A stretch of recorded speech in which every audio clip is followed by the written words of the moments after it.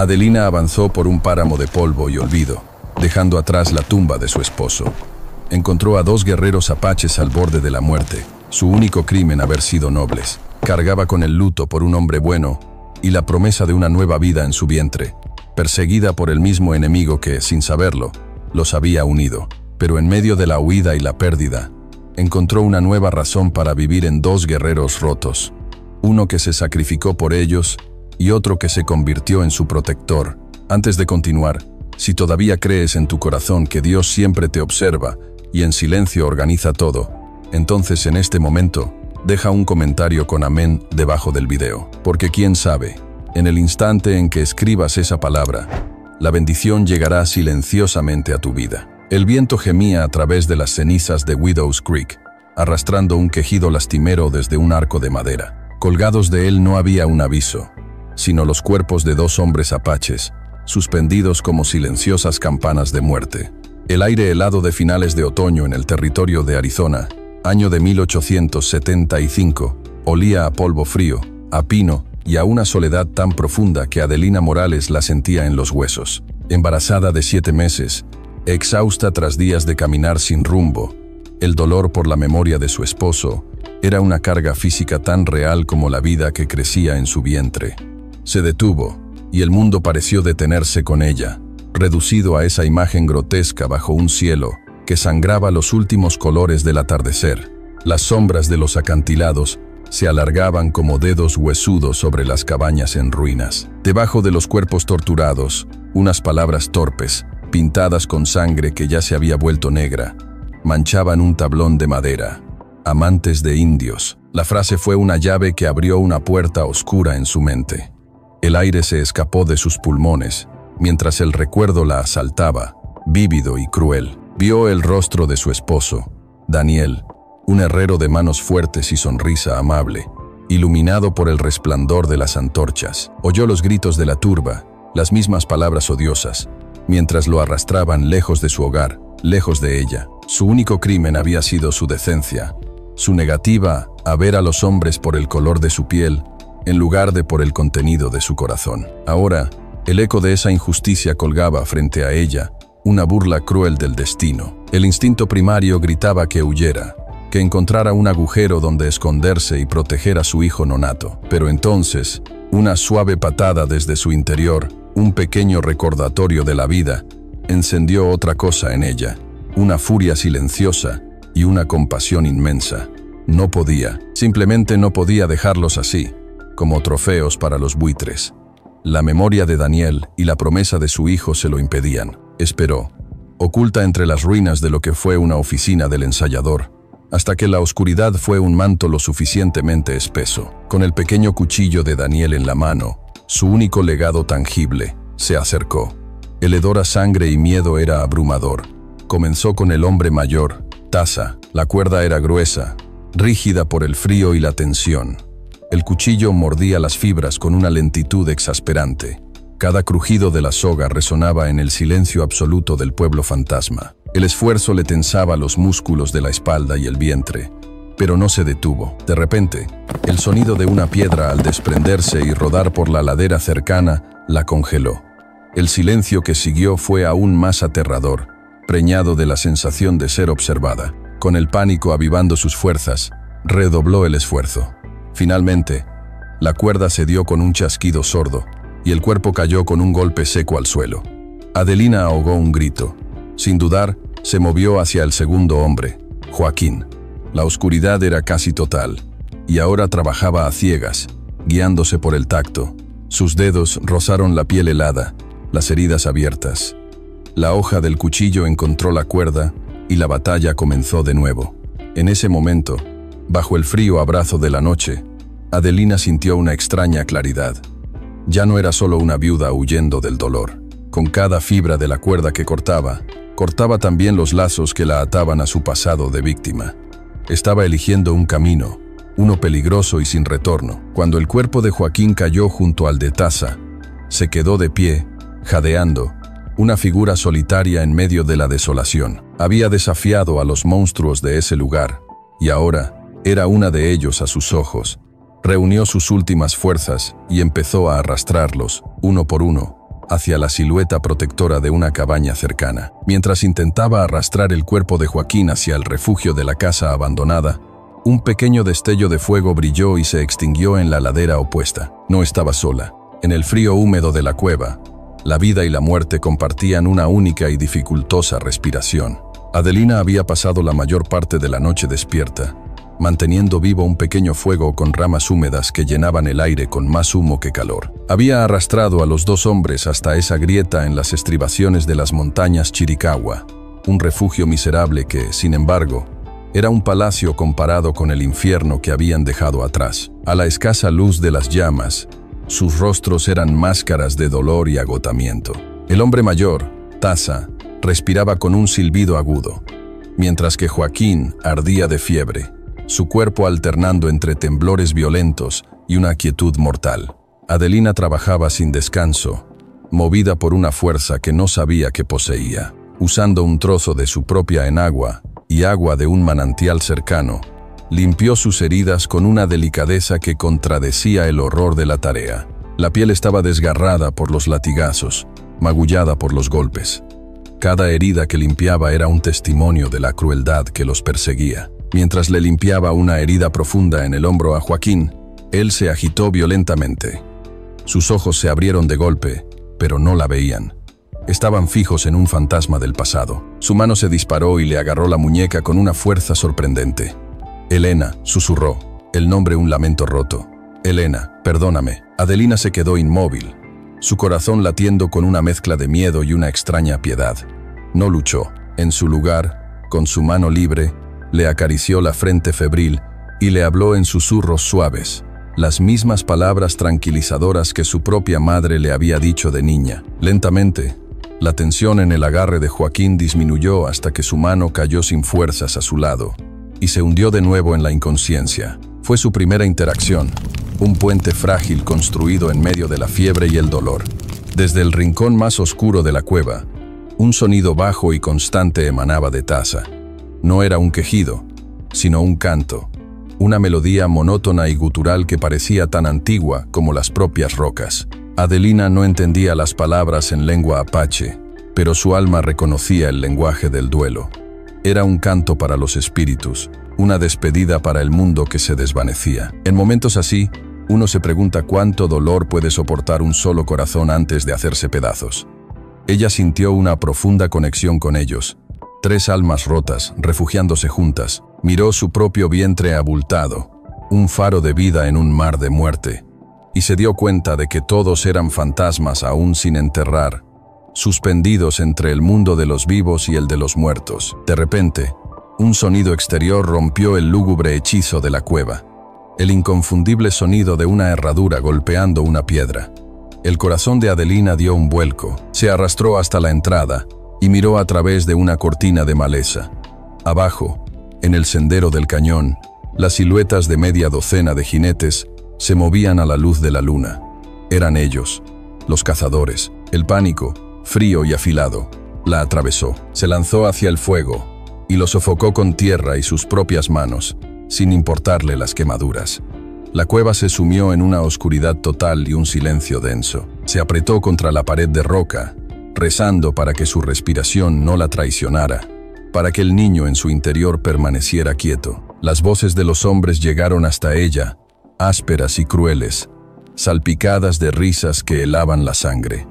Pasaron tan cerca que pudo oír el crujido del cuero de sus sillas de montar. Pareció una eternidad. Luego, tan repentinamente como empezaron, los sonidos se desvanecieron, dejando un silencio aún más profundo. Pasó el resto de la noche en vela, escuchando, hasta que los primeros y tímidos rayos del alba tiñeron el cielo de gris. Con una cautela infinita, se asomó de nuevo. El cañón estaba vacío. Habían sobrevivido a la noche. Su mirada recorrió el sendero de abajo, buscando cualquier señal de peligro. Fue entonces cuando lo vio. Cuando llegó la mañana, Adelina miró hacia el sendero de abajo y vio un pequeño objeto brillante, un botón de concha de plata, del tipo que se usa para decorar los chalecos de los pistoleros a sueldo. Era idéntico al que llevaba en el chaleco el hombre que había matado a su esposo. La primera voz que sonó en la cueva no fue de agradecimiento, sino un nombre pronunciado como una maldición. Reddick. Un día entero había pasado en un silencio tenso, roto solo por el goteo del agua y la respiración dificultosa de Taza. La fiebre de Joaquín por fin había cedido, dejando tras de sí una claridad agotada y unos ojos que ahora veían el mundo con una vieja y amarga lucidez. Adelina había esperado ese momento. El botón de plata guardado en su bolsillo era un peso helado contra su piel, un recordatorio constante. Lo sentía mientras repartía las últimas vallas que había encontrado, mientras cambiaba los vendajes improvisados. Ahora, al ver la conciencia en la mirada de Joaquín, supo que el momento había llegado. Se arrodilló a su lado, su propio cuerpo pesado por el embarazo, y sin decir palabra, abrió la palma de su mano. El botón de concha de plata brilló débilmente a la luz del fuego. Hemos dedicado mucho tiempo y esfuerzo para escribir esta historia. Si no te gusta, dale like. Si te gusta, suscríbete a nuestro canal. Ahora, volvamos a la historia. La reacción de Joaquín fue sutil pero violenta. Sus músculos se tensaron bajo la manta raída. Una sombra cruzó su rostro, borrando el agotamiento y dejando al descubierto un odio tan profundo que pareció absorber la poca luz que había en la cueva. Sus labios se curvaron sobre sus dientes. Jonas Reddick, siseó, y el nombre se quedó flotando entre ellos, espeso y venenoso. Adelina contuvo la respiración. Era él. El hombre del chaleco. El hombre de la sonrisa cruel. El asesino de su esposo. Con la voz rasposa, Joaquín comenzó a desentrañar la telaraña de violencia que los había atrapado a todos. Reddick no era un simple forajido, era un instrumento. El arma preferida de hombres como don Mateo Vega, un hacendado rico cuyas tierras se extendían como un imperio y cuya codicia no conocía límites. Joaquín habló de su gente, una pequeña banda de apaches chiricahua que se negaba a ser confinada en una reserva. Vega los quería fuera de esas montañas, tierras que consideraba suyas por derecho, aunque habían sido el hogar de los apaches durante generaciones. Primero envió hombres con papeles y amenazas, contó Joaquín, luego con rifles y promesas rotas. La banda de Reddick fue la solución final de Vega. Eran eficientes, brutales y no dejaban testigos. Entonces, la historia de Joaquín se entrelazó con la de ella. Daniel, su esposo, el herrero, era visto como un obstáculo. Tu hombre era justo, dijo Joaquín, y en su voz había un matiz de respeto. Comerciaba con nosotros, nos vendía herramientas, no armas, nos hablaba, no nos gritaba. Para un hombre como Vega, un puente es más peligroso que un muro. Por eso Daniel tenía que morir. Reddick y sus hombres necesitaban una excusa para aterrorizar al pueblo y justificar su violenta presencia. Organizaron la redada Apache, una farsa sangrienta. Asesinaron a Daniel, saquearon algunas casas e hicieron que todo pareciera obra de los nativos. Era un plan perfecto. Eliminaban a un amigo de los apaches y al mismo tiempo alimentaban el odio que les permitía operar con impunidad. Adelina escuchaba, inmóvil como una estatua de sal. Cada palabra de Joaquín era un cincel que esculpía la horrible verdad en su mente. El caos sin sentido de su dolor comenzó a ordenarse en un patrón lógico y monstruoso. Su tragedia personal no era una nota al pie de la historia, sino el corazón mismo de la conspiración. Y su acto de compasión en Widow's Creek no había sido el azar. Había sido el destino, cerrando un círculo de sangre y dolor. El llanto que había amenazado con ahogarla se evaporó. El miedo que había sido su sombra se cristalizó en su interior, convirtiéndose en algo duro, frío y afilado como el acero. Es increíble cómo el dolor, cuando encuentra un propósito, puede convertirse en una armadura. La mujer que se arrodillaba en esa cueva ya no era la misma que había llegado a Widow's Creek. La viuda afligida había muerto, y en su lugar, algo nuevo y formidable estaba naciendo. Apretó la mano alrededor del botón de plata, el metal mordiendo su carne. Cuando finalmente levantó la vista, sus ojos ya no reflejaban el dolor de una víctima. Reflejaban la determinación de una superviviente. Su pregunta, cuando salió, fue tranquila, práctica y absolutamente aterradora en su simplicidad. ¿Cuántos hombres tiene? Joaquín miró a la mujer embarazada, la que lo había salvado de la muerte, y vio en sus ojos ya no el miedo, sino algo mucho más peligroso. Vio un reflejo de su propia sed de justicia, una voluntad de hierro forjada en la más profunda de las pérdidas. No va a ninguna parte, respondió. su voz un eco sombrío de la resolución de ella.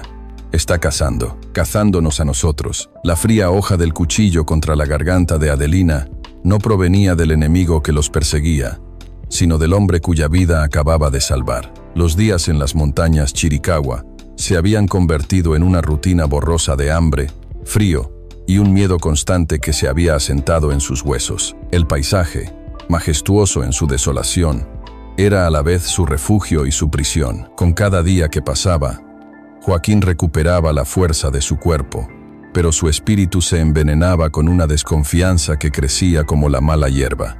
Observaba a Adelina con la intensidad de un halcón. Cada gesto de ella era sometido a un escrutinio silencioso y brutal. La forma en que cuidaba de Taza, limpiando sus heridas con una paciencia infinita. La manera en que repartía la comida, quedándose siempre con la porción más pequeña. Incluso el modo en que su mano se posaba instintivamente sobre su vientre.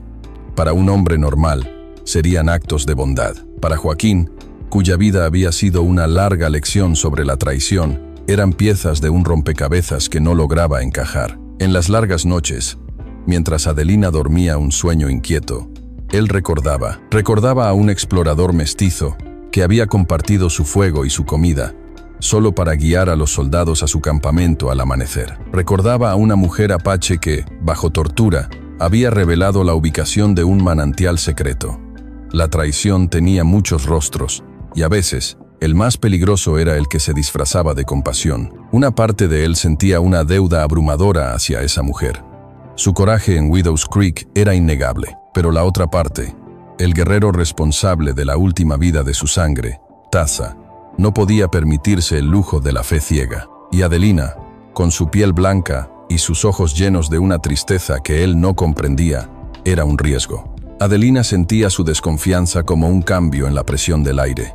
Se manifestaba en el silencio que se extendía entre ellos, en la forma en que él apartaba la mirada cuando ella lo sorprendía observándola. La soledad la envolvía, una soledad aún más profunda que cuando estaba completamente sola, porque era una soledad compartida. Habían huido juntos, sangrado juntos, pero una barrera invisible se levantaba entre ellos. La tensión finalmente se rompió en una tarde gris, bajo un cielo del color del plomo.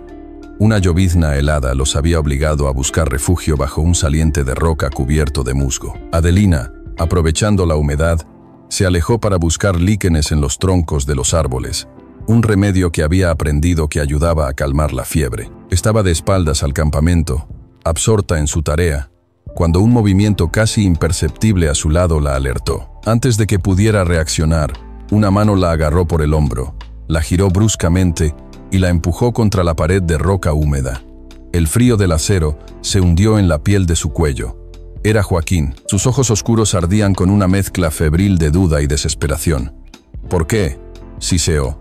La pregunta un desgarro en el aire quieto. ¿Por qué una mujer blanca arriesga su vida por dos apaches? ¿Qué trampa es esta? El terror fue una oleada helada, pero fue seguido por algo más. Un cansancio profundo y amargo.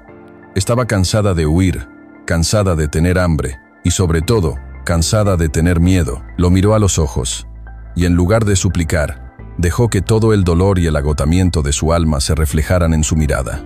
No luchó. Relajó su cuerpo contra la roca, un acto de sumisión tan absoluto que lo desarmó.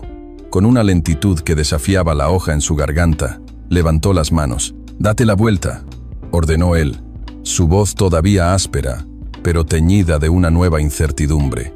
Ella obedeció, ofreciéndole la espalda, un gesto de confianza que era a la vez un acto de fe y una rendición. El corazón le latía con fuerza, pero su mente estaba extrañamente en calma. Con las manos temblorosas, agarró el cuello de su vestido y tiró de él, rasgando la tela raída y exponiendo su piel a la fría llovizna. No hubo necesidad de palabras.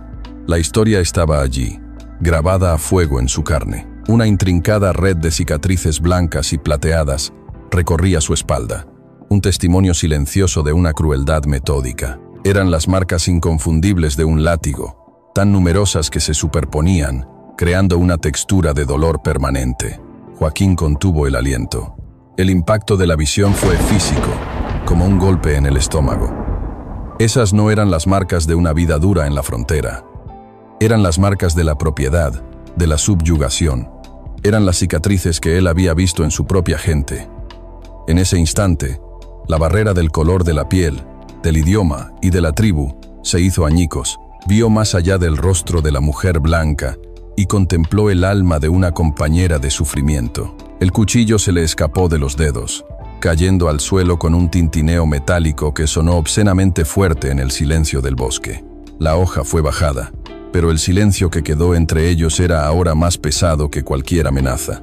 Él había visto sus cicatrices, pero aún no sabía qué demonio las había creado. En una cantina miserable, donde la verdad se vendía más barata que un vaso de whisky, oyeron el precio de sus vidas. La confianza forjada en la adversidad era ahora el único calor que les quedaba, un resguardo contra el frío de una realidad que se volvía cada día más desesperada. La herida de Taza supuraba, y la fiebre lo consumía en un ciclo de sudor helado y temblores. Adelina lo cuidaba, aplicándole paños fríos en la frente, pero ambos sabían que sin medicinas, solo estaban retrasando lo inevitable. La propia Adelina se había vuelto más delgada, sus facciones más afiladas, y la preocupación por el hijo que llevaba dentro era una sombra constante en sus ojos. Joaquín observaba, y su corazón se encogía con una mezcla de impotencia y furia.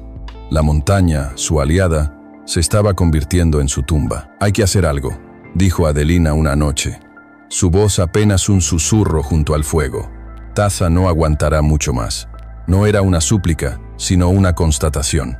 Joaquín asintió, su rostro sombrío. Ambos pensaban en el mismo lugar. Furia del diablo, el campamento minero que habían avistado a lo lejos. Un nido de avispas lleno de hombres rudos y codiciosos. Ir allí era como meter la cabeza en la boca del lobo, pero quedarse quietos era morir. «Yo iré», dijo él. «Al anochecer, me moveré entre las sombras».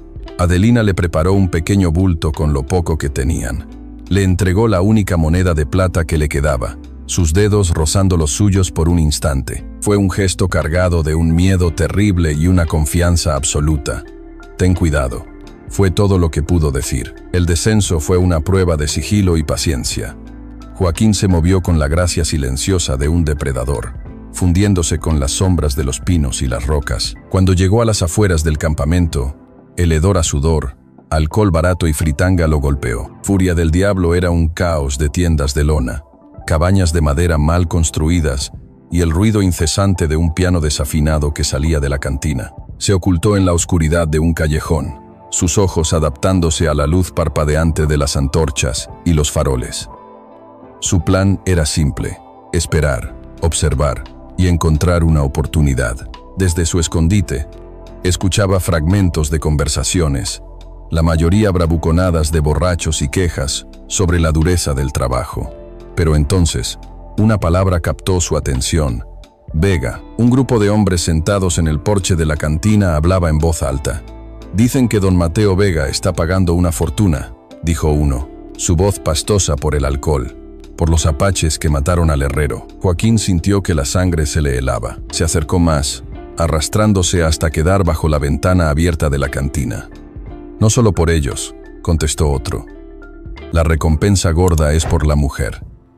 La traidora de pelo claro. $200. Con eso, me retiro a California». $200. Una suma que convertiría a cada hombre de ese campamento en un cazador implacable. Necesitaba verlo con sus propios ojos.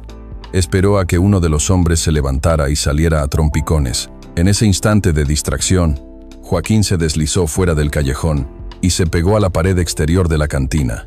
Allí, clavado con un cuchillo en un poste de madera, estaba el cartel. La tinta negra se corría bajo la humedad de la noche. Había un dibujo torpe de dos hombres con rasgos indios, y debajo, otro de una mujer.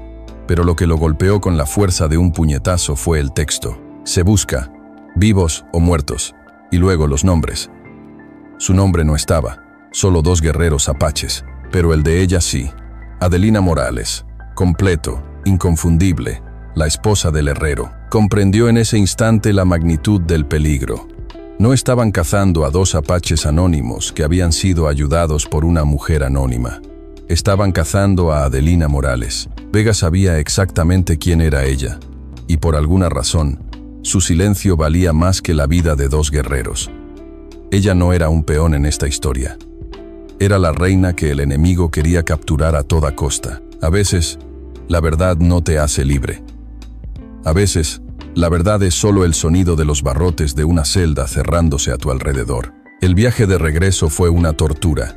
Cada sombra parecía un cazador de recompensas. Cada susurro del viento era el nombre de Adelina. Llegó al campamento con las manos vacías y el alma llena de plomo. Adelina lo esperaba, sus ojos grandes y expectantes en la penumbra. No necesitó preguntar. La desesperación en el rostro de Joaquín era toda la respuesta que necesitaba.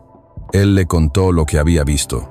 Su voz, un susurro ronco y desolado. Le habló del cartel, del precio de sus vidas, de su nombre escrito para que todos lo vieran. Adelina escuchó sin interrumpir, su rostro perdiendo el poco color que le quedaba. La última brasa de esperanza, la idea de que podrían encontrar un valle escondido y desaparecer, se extinguió. El mundo entero era ahora una trampa. No había escapatoria. Se tocó el vientre, un gesto instintivo de protección hacia la vida inocente que llevaba dentro. El peso de la recompensa era un peso físico, aplastando sus sueños y su futuro. Joaquín la miró, luego miró a Taza, que tosía débilmente en su lecho de hojas, y su expresión se endureció, la desesperación reemplazada por una determinación fría como el acero. No pararán hasta que te tengan, dijo. Ya no podemos seguir huyendo. El amanecer no trajo la luz, sino el sonido de los disparos y el olor a pólvora, tiñendo el bosque de rojo. La noche anterior fue una vigilia silenciosa, una preparación para el fin. El aire olía a pino húmedo y a miedo. Bajo la dirección de Joaquín, trabajaron con una eficiencia sombría, transformando su pequeño rincón de la montaña en una fortaleza mortal. Él se movía con una gracia letal, sus manos y su mente, en perfecta sincronía con la tierra que lo vio nacer. Adelina lo ayudaba, su cuerpo torpe por el embarazo, pero sus manos firmes. Acumuló rocas en el borde de una cornisa, ayudó a tensar las lianas que harían tropezar a los caballos, su miedo convertido en una energía fría y concentrada. Proteger la vida que llevaba dentro se había convertido en un instinto tan feroz como el de cualquier animal acorralado. Taza se negó a ser un espectador. Aunque cada movimiento era una agonía, se sentó con la espalda apoyada en un pino y dedicó sus últimas fuerzas a afilar una estaca de madera. Cuando Joaquín se acercó a él en la oscuridad, Taza levantó la vista. El paso estrecho, dijo con voz débil, señalando con la barbilla una curva cerrada en el sendero. Ahí es donde se agruparán. Es donde la serpiente es más vulnerable. Joaquín asintió, una mirada de profundo respeto y dolor en sus ojos. No era solo un consejo táctico, era el último regalo de un guerrero, su sabiduría transferida. Más tarde, mientras revisaba el viejo revólver que le había dado a Adelina, Joaquín se detuvo. Sus dedos rozaron los de ella al ajustar el martillo del arma. Fue un contacto breve, pero en él se transmitió todo el peso de su terrible situación. Mantente a cubierto, fue todo lo que dijo, pero su mirada decía: sobrevive. En el video anterior les conté la historia de una mujer embarazada que salvó a un hombre apache que estaba atado a una cerca. En este video veremos cómo la mujer salvó a los apaches y qué ocurrió después en su vida. Llegaron con la primera luz, como lobos grises materializándose en la niebla del amanecer. 8 jinetes, con Jonas Reddick a la cabeza, su figura una silueta arrogante contra el cielo pálido. Entraron en el cañón con una confianza ruidosa, sus voces resonando en las paredes de roca. Estaban cazando, y la emoción de la matanza inminente los había vuelto descuidados. El primer indicio de que algo andaba mal fue un grito agudo, no de un hombre, sino de un caballo. La bestia, en cabeza de la columna, tropezó con una liana oculta. Su chillido se cortó abruptamente cuando una avalancha de rocas y tierra, liberada por la trampa, lo arrastró a él y a su jinete al fondo del cañón. El caos fue instantáneo. Antes de que los demás pudieran reaccionar, el rifle de Joaquín cantó desde las alturas y otro cazador se desplomó de su silla. La trampa de Taza había funcionado. El pánico había hecho que los jinetes se agruparan en el paso estrecho. El cañón se convirtió en un caldero de muerte. El aire se llenó del estruendo de los disparos, el olor acre de la pólvora, el zumbido de las balas rebotando en la piedra. Joaquín era un espíritu vengador, disparando con una calma aterradora, desapareciendo y reapareciendo en diferentes puntos, un maestro en su propio terreno. Adelina, refugiada en su nicho de roca, sentía las vibraciones de los impactos en el suelo. El mundo se había reducido al estruendo ensordecedor y al latido de su propio corazón. Vio a un hombre avanzando a pie, usando los árboles como cobertura, acercándose peligrosamente a la posición de Joaquín. Levantó el pesado revólver con ambas manos, apuntó al centro de la figura y disparó. El retroceso la golpeó, pero el hombre gritó y se desplomó, agarrándose una pierna. Una pequeña victoria que le supo a ceniza, pero la marea estaba en su contra. Eran demasiados. Reddick, un veterano de innumerables masacres, rápidamente restauró el orden, dirigiendo a sus hombres para que avanzaran desde múltiples ángulos, fijando la posición de Joaquín con un fuego de supresión implacable. Fue entonces cuando una bala perdida, rebotando en la roca, alcanzó a Taza.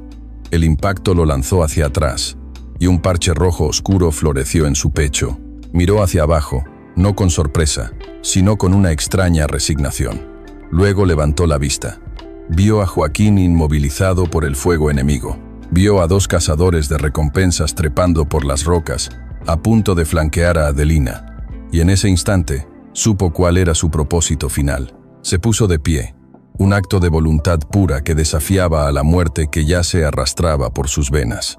No había dolor en su rostro, solo una serenidad feroz. Sus ojos se encontraron con los de Joaquín por última vez, una despedida y una absolución. Luego, un grito de guerra brotó de su garganta. No era un sonido de este mundo, era el rugido de generaciones de guerreros Chiricahua, un grito de desafío contra un cielo injusto. Cargó.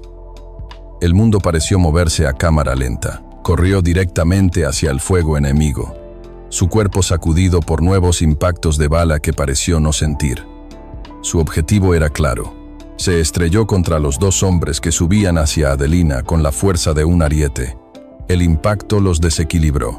Los cazadores, sorprendidos, lucharon, pero Taza se había convertido en una fuerza de la naturaleza. Con sus últimas fuerzas, los rodeó con sus brazos, un abrazo mortal, y se arrojó hacia atrás, arrastrándolos consigo al vacío. Su grito se cortó, y los tres cayeron en el silencio del abismo. La batalla se detuvo. El eco del grito de Taza pareció flotar en el aire, y durante un segundo eterno, nadie disparó. El sacrificio, en su brutalidad, había dejado a todos sin aliento. Joaquín, con el rostro contraído por el dolor, rompió el hechizo. «Ahora», le gritó a Adelina. «Vámonos». La agarró del brazo y la arrastró hacia su ruta de escape, una senda de cabras apenas visible en la pared del cañón. Corrieron, con los pulmones ardiendo y el sabor de la pólvora en la boca, mientras los disparos se reanudaban a sus espaldas, ahora más esporádicos, confusos. Cuando alcanzaron la seguridad de una cresta lejana, Adelina se apoyó en una roca, luchando por respirar. Se atrevió a mirar hacia atrás. Abajo, el caos comenzaba a organizarse, pero su mirada se fijó en una figura solitaria. Jonas Reddick estaba de pie en el risco opuesto, indiferente a sus hombres heridos o al abismo donde Taza había caído. La miraba fijamente a ella. A través de la distancia, sus miradas se encontraron, y lo que vio en los ojos de él la aterrorizó más que todas las balas. No era la ira de un cazador frustrado, era la furia fría, calculadora y posesiva de un coleccionista cuya posesión más preciada se le había escapado de las manos. En ese instante, Adelina comprendió. Reddick no solo quería la recompensa, la quería a ella. En las cenizas de una iglesia, donde Dios parecía haber apartado la mirada, encontraron la prueba de los crímenes de los hombres. El desierto los había recibido con una indiferencia cruel. Durante 3 días caminaron hacia el sur, dejando atrás las montañas Chiricahua. El dolor por la muerte de Taza era una presencia física, un tercer viajero silencioso que caminaba entre ellos. Adelina sentía su ausencia en el silencio que Joaquín ya no llenaba, en el espacio vacío junto al fuego por la noche. Joaquín, por su parte, se había replegado en sí mismo, su rostro una máscara de granito, sus ojos escudriñando constantemente el horizonte, ahora cargando con el peso de 2 vidas en lugar de una. Fue al borde del colapso, cuando el agua casi se había acabado y el sol era un martillo sobre sus cabezas, que la vieron. La misión de San Gabriel Arcángel se alzaba en medio de la nada, sus muros de adobe carcomidos por el viento, su campanario una torre rota que apuntaba al cielo como un dedo acusador. El interior era un refugio de frescor y sombras. El techo derrumbado sobre la nave principal permitía que la luz del sol cayera sobre el altar de piedra, cubierto de arena. El silencio era profundo, reverente. En este lugar, sagrado y abandonado, finalmente encontraron el espacio para despedirse de su amigo. Sin intercambiar una palabra, comenzaron a construir un pequeño monumento en un rincón protegido. Joaquín elegía cada piedra con un cuidado ceremonial, apilándolas con la precisión de un ritual ancestral para honrar el espíritu de un guerrero. Adelina, mientras tanto, ató 2 ramas secas de palo verde para formar una cruz. Cuando la colocó sobre el túmulo de piedras, susurró una oración silenciosa, no al Dios de aquella iglesia en ruinas, sino al espíritu de Taza, una promesa de que su sacrificio no sería en vano. Cuando terminaron, se quedaron de pie, uno al lado del otro, un apache y una mujer mestiza, unidos en un duelo que trascendía la sangre y la tribu. La necesidad los sacó de su letargo. Mientras Joaquín buscaba una fuente de agua, Adelina exploraba las celdas ruinosas de los monjes. Fue en la habitación más grande, probablemente la del sacerdote principal, donde Joaquín notó algo. Una sección del suelo de baldosas de terracota sonaba hueca bajo sus botas. La curiosidad, o quizás una guía del destino, lo hizo detenerse. Con la punta de su cuchillo, hizo palanca en una de las baldosas sueltas. Debajo, en un compartimento oculto, yacía una caja de metal, abollada y ennegrecida por un fuego antiguo. El corazón de ambos latió con una mezcla de esperanza y temor. La sacaron y, tras un esfuerzo, lograron forzar la cerradura oxidada. El contenido olía a ceniza y a tiempo. Dentro había un libro de contabilidad casi destruido, y protegida bajo él, una carta doblada. Se sentaron en el suelo, la luz del atardecer entrando por una ventana rota, e inclinaron sus cabezas sobre los frágiles documentos. El libro de contabilidad detallaba pagos de la Hacienda Vega a un tal J.R. por servicios de seguridad y eliminación de molestias. Las fechas coincidían con las redadas y los ataques que habían asolado la región. Era incriminatorio, pero la carta era una confesión. La caligrafía era la de un hombre culto, pero las palabras destilaban una crueldad sin adornos. Era una misiva de don Mateo Vega a Jonás Reddick. Adelina leyó las palabras en voz alta, su voz un susurro tembloroso. Vega se quejaba del lento progreso en la limpieza de las montañas y de la interferencia de simpatizantes locales, y entonces llegó el párrafo que le robó el alma. El problema del herrero Morales, leyó, se ha vuelto intolerable. Su comercio con los salvajes es una afrenta y un mal ejemplo. Proceda con la solución permanente y ejemplar que discutimos. Haga que parezca obra de ellos. El pago adicional por este servicio especial será generoso. Un sonido ahogado escapó de su garganta. No era solo la confirmación del asesinato de su esposo. Era la fría indiferencia con que se había ordenado, como si se tratara de exterminar una plaga. Pero el horror no había terminado. Al final de la carta, Vega añadía una postdata. En cuanto a la mujer, Adelina, si causa algún problema, tráigamela. Conozco bien su obstinación. Ya le he enseñado una lección sobre la obediencia en el pasado, y no dudaré en refrescarle la memoria. La sangre de Adelina se convirtió en hielo. Vega no era solo el asesino de su esposo. Era el hombre que la había comprado años atrás, el dueño de la hacienda de la que había escapado, el monstruo que había grabado su historia en su espalda con un látigo. El mundo se encogió hasta convertirse en ese trozo de papel quemado.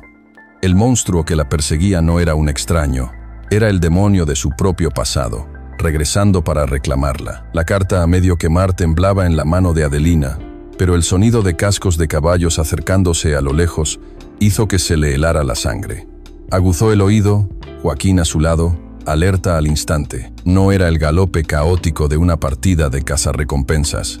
Era el trote constante y ordenado de jinetes disciplinados, el sonido de un hombre poderoso que venía a inspeccionar su dominio. En la Plaza de la Justicia, donde las mentiras se vendían abiertamente como mercancía común, la única prueba que tenían estaba escrita en su propia carne. cicatrices que hablaban más fuerte que cualquier declaración, heridas que nunca pudieron ocultar del todo. Aquella plaza no era un lugar de equidad, sino un escenario de máscaras, donde la verdad se diluía entre sobornos, amenazas y la retórica hueca de quienes ostentaban poder. Entrar en Tucson fue como atravesar un portal hacia otra dimensión. Tras semanas perdidos en la vastedad del desierto, donde el silencio era tan denso que hasta el propio pensamiento parecía resonar en la arena, el choque con la ciudad resultó abrumador. El estrépito de los carros que chirriaban sobre las piedras, el repiqueteo metálico de una herrería que trabajaba sin descanso, el parloteo constante en una docena de acentos y lenguas distintas componían una sinfonía caótica que los golpeaba con fuerza. El aire mismo estaba saturado de olores. El hedor acre del estiércol que se mezclaba con el aroma tentador de la carne frita, el dulzor empalagoso de un perfume barato que se evaporaba desde algún burdel cercano y el humo de tabaco que flotaba pesado en el ambiente. Todo ello penetraba en sus pulmones, intoxicándolos con la intensidad de una vida que parecía demasiado ajena, demasiado distante de la calma del desierto. Se sentían como dos animales salvajes acorralados en una jaula de hombres. Cada paso que daban sobre las calles polvorientas llamaba la atención. Sus ropas raídas, los sombreros deformados por el sol y la piel curtida por el viento y la arena los delataban como forasteros. Las miradas que recibían iban del desdén a la abierta sospecha, como si su mera presencia desafiara el frágil orden de aquella comunidad. Y en medio de ese torbellino humano, con el ruido y los colores golpeándolos desde todas direcciones, la pregunta permanecía en silencio. ¿Encontrarían justicia en un lugar donde hasta la justicia misma se vendía como un truco barato en la feria? Su primer y único recurso era la ley. La oficina del sheriff olía a café rancio y a tabaco de mascar. El hombre tras el escritorio, un tal comisario Miller, los miró con ojos cansados. Escuchó su historia con la paciencia de un hombre que ha oído demasiadas historias trágicas, la mayoría de ellas terminando en un charco de sangre. Examinó la carta quemada, sus gruesos dedos pasando sobre la elegante caligrafía de Vega. Una sombra de reconocimiento, seguida de algo parecido a la aprensión, cruzó su rostro. Se reclinó en su silla, que gimió bajo su peso. «Miren», dijo, su voz un murmullo bajo y conspirador. «Sé quién es don Mateo Vega. Todos en esta ciudad lo saben. Y sé que Jonas Reddick es su perro de presa. Esta carta probablemente sea auténtica. Pero llevar esto ante un juez sería un suicidio. Vega es dueño de la mitad de este territorio, incluido el juez. Les doy un consejo, y es el único que les daré. Tomen este $, compren algo de pan y sigan su camino hacia el norte hasta que Arizona sea solo un mal recuerdo. Gracias por haber visto hasta aquí. Si estás ocupado o tienes que salir ahora, dale like a este video para que puedas encontrarlo fácilmente más tarde. Ahora sí, volvamos a la historia. Salieron de la oficina con el sabor amargo de la justicia denegada en la boca. La ley les había cerrado la puerta. Solo quedaba un tribunal, el de la opinión pública, un jurado tan impredecible y peligroso como una estampida. Y fue en ese momento, mientras estaban parados y desorientados en medio del torbellino de la plaza del mercado, que el destino, o la mala suerte, los encontró. «Miren lo que trajo el viento», bramó una voz. Jonas Reddick, flanqueado por 3 de sus hombres, estaba de pie junto al abrevadero, una sonrisa de pura malicia en su rostro. Parecía más grande a la luz del día, más brutal. En lugar de desenfundar, decidió saborear su victoria, convertirla en un entretenimiento para la multitud. «Ciudadanos de Tucson», gritó, su voz resonando en toda la plaza. «Aquí tienen la escoria que ha estado plagando nuestras tierras. Un asesino apache, con las manos manchadas de la sangre de colonos inocentes». Una multitud ociosa comenzó a reunirse, atraída por la promesa de violencia, y con él, la puta blanca que calienta su lecho y lo ayuda en sus crímenes. Adelina Morales, una traidora a su raza, jugó con la multitud como un maestro titiritero, avivando sus miedos y prejuicios. Los murmullos se convirtieron en gruñidos, las miradas curiosas en miradas de odio. El círculo de rostros hostiles se estrechó. Fue entonces cuando Adelina, con una calma que parecía provenir de otro mundo, se movió. Se separó de Joaquín y caminó directamente hacia la fuente de piedra en el centro de la plaza. Con una agilidad sorprendente para su estado, se subió al borde. De repente, estaba por encima de la multitud, una figura solitaria y desafiante. El murmullo vaciló, la gente sorprendida por su audacia. «Este hombre», dijo Adelina. Su voz no era fuerte, pero cortaba el aire con una claridad cristalina. «Les miente para ocultar los crímenes de su amo». Sacó la carta. «Aquí está la verdad», escrita por la mano de don Mateo Vega. Reddick se rió a carcajadas. «Una falsificación. ¿Van a creer la palabra de una ramera desesperada?» La multitud vaciló, incierta. «No», dijo Adelina, su voz resonando con una nueva fuerza. «No crean a este papel. Entonces crean esto». Con una resolución helada, se dio la vuelta, ofreciendo su espalda a la plaza. Joaquín, entendiendo su parte en este terrible teatro, dio un paso adelante. Con un movimiento rápido y certero, agarró el cuello de su vestido y lo rasgó de arriba abajo. Un jadeo colectivo, como una ola, recorrió a la multitud. Bajo el sol del mediodía, su espalda era un testimonio brutal. La red de cicatrices blanquecinas, un mapa de una crueldad metódica, silenció cada voz. Antes de que pudieran procesar el horror, Joaquín se arrancó su propia camisa, revelando un torso igualmente marcado por el hierro candente de una marca de hacienda y las líneas entrecruzadas de viejos latigazos. El efecto fue devastador. La multitud no vio a un salvaje y una traidora. Vieron a dos seres humanos marcados por el mismo látigo de la opresión. El horror se convirtió en piedad, y la piedad en una furia justa. Los gritos cambiaron. Ya no eran contra ellos, sino contra Reddick. «¡Monstruo!», gritó una mujer. «Abusador», rugió un minero. La multitud se agitó, transformándose de un jurado hostil en una turba vengadora. Reddick, con el rostro pálido de rabia e incredulidad, vio cómo perdía el control. El miedo reemplazó a su arrogancia. En un último acto de desesperación feral, sacó su revólver. Su único objetivo era el rostro pálido y desafiante de Adelina. Pero mientras su cañón se elevaba, el comisario Miller, empujado a la acción por la innegable voluntad de la gente, tomó su propia decisión. Sonaron 3 disparos, secos y definitivos. No venían del arma de Reddick, venían del sheriff y sus ayudantes. Jonas Reddick se tambaleó, una expresión de genuina sorpresa en su rostro, antes de desplomarse en el polvo, su reinado de terror ahogado en su propia sangre. La sangre de Reddick manchaba el suelo polvoriento, y la multitud exhaló un suspiro colectivo de alivio.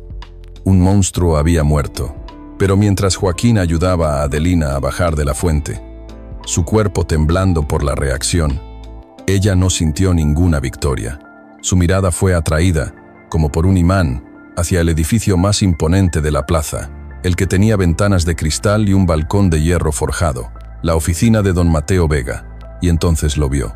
Detrás de la cortina de encaje del segundo piso, una silueta que había estado observando toda la escena se apartó en silencio, desapareciendo en la oscuridad del interior. La serpiente había sido asesinada, pero el nido permanecía intacto. No encontraron la libertad en una tierra prometida, sino en un pequeño valle que crearon con sus propias manos, un hogar construido con las vidas rotas. Los meses que siguieron a la confrontación en Tucson fueron un borrón de movimiento cauteloso y reconstrucción silenciosa. Se adentraron de nuevo en las Chiricahuas, pero esta vez no como fugitivos, sino como pioneros de su propio y diminuto mundo. Encontraron un valle escondido, protegido por altos muros de roca y alimentado por un manantial que daba vida a un pequeño arroyo. Allí, con la ayuda de un puñado de otras almas perdidas, una familia mestiza despojada de sus tierras, un viejo buscador de oro que había perdido la fe en los hombres, una mujer marcada por el fuego y rechazada por su pueblo, comenzaron a construir. El invierno fue duro, pero la primavera llegó como una promesa cumplida. Los álamos reverdecieron a lo largo del arroyo y las laderas se cubrieron de amapolas silvestres.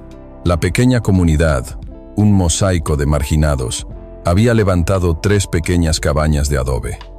Habían plantado un huerto con maíz y frijoles. La paz que reinaba en el valle era una paz frágil, vigilante, pero era real. Adelina, ahora en la última etapa de su embarazo, se había convertido en el corazón silencioso de esa pequeña tribu. Ya no había miedo en sus ojos, sino la calma serena de alguien que ha encontrado su lugar en el mundo. Joaquín era su guardián. El guerrero atormentado por los fantasmas del pasado había encontrado un nuevo propósito. No la venganza, sino la protección. Pasaba sus días enseñando a los más jóvenes a rastrear, a cazar, a escuchar el lenguaje del viento, asegurándose de que la próxima generación supiera cómo sobrevivir. Una tarde, mientras el sol teñía de oro las cimas de las rocas, Adelina sintió la primera punzada. El parto comenzó sin dramatismo, de forma tan natural como el anochecer. La otra mujer de la comunidad, madre de 3 hijos, acudió a su lado. Sus manos expertas y su voz tranquilizadora eran un bálsamo. Los hombres tomaron sus rifles y se apostaron en las entradas del valle, no por una amenaza inminente, sino por un instinto protector comunal. Joaquín no se apartó del lado de Adelina. Se sentó junto a su lecho, sosteniendo su mano, su presencia una roca silenciosa a la que ella podía aferrarse. En las largas horas de la noche, él le habló en voz baja, no de batallas ni de dolor, sino de las estrellas, contándole las historias que su pueblo leía en el cielo nocturno. Fue un acto de profunda intimidad, la culminación de un viaje que los había llevado de ser extraños, desconfiados, a ser el ancla el uno del otro. El bebé nació justo cuando los primeros rayos del sol se derramaban sobre el borde del valle, inundando el mundo de una luz limpia y nueva. Su primer llanto, fuerte y exigente, fue el sonido más hermoso que Adelina había oído jamás. Era el sonido de la vida, de la continuación, de la victoria. La otra mujer limpió al niño y se lo entregó a Adelina. Era un varón, sano y fuerte. Joaquín se acercó, y la expresión de su rostro, normalmente una máscara de dureza, se quebró con una emoción abrumadora. Adelina sostuvo a su hijo en brazos, sintiendo su pequeño peso, su increíble calor. Miró el rostro de Joaquín, vio a la pequeña comunidad reunida respetuosamente en la puerta, y comprendió que por fin estaba en casa. Su hogar no era un lugar en un mapa, sino ese círculo de personas unidas por el sufrimiento y la elección de cuidarse mutuamente. Eran una familia, no de sangre, sino de espíritu. Le susurró a su hijo: «Tu nombre es Taza». Y a lo lejos, en el sendero que conducía al valle, Joaquín montaba guardia. Sus ojos ya no miraban al doloroso pasado, sino hacia el horizonte, donde podrían esperar nuevas batallas. Pero esta vez, no tendrían que enfrentarlas solos. En el vasto y silencioso desierto del corazón humano, donde a menudo reinan la soledad y la injusticia, hay historias que florecen como flores silvestres tras la lluvia. La de Adelina, Joaquín y Taza es una de ellas. Nos recuerda una verdad tan antigua como las propias montañas. A veces, el acto de bondad más pequeño, como cortar una cuerda en la oscuridad, no solo salva una vida, sino que enciende la hoguera de una nueva comunidad. Ellos no construyeron su hogar con adobe y madera, sino con los ladrillos del respeto mutuo, el cemento del sacrificio y la calidez de las heridas compartidas que sanan juntas. Su viaje nos deja una lección profunda, como una lámpara que ilumina los rincones oscuros de nuestra propia vida. La verdadera familia no siempre es la que nos es dada por la sangre, sino la que elegimos proteger en los momentos de prueba. Tómese un momento para reflexionar sobre esto. Quizás reconozca en su propia vida un instante en que una mano amiga le mostró el camino, o en que su propio pequeño gesto cambió el mundo de alguien sin que usted lo supiera. Si esta historia ha conmovido su corazón, considere compartir un poco de su calor con aquellos que sienten el frío de la soledad. Y para que esa llama de inspiración no se apague, a continuación, tienes 2 historias más que destacan directamente en tu pantalla. Si esta te encantó, no querrás perderte estas. Solo haz clic y échales un vistazo. Y no olvides darle like, suscribirte y activar la campanita para no perderte ninguna novedad de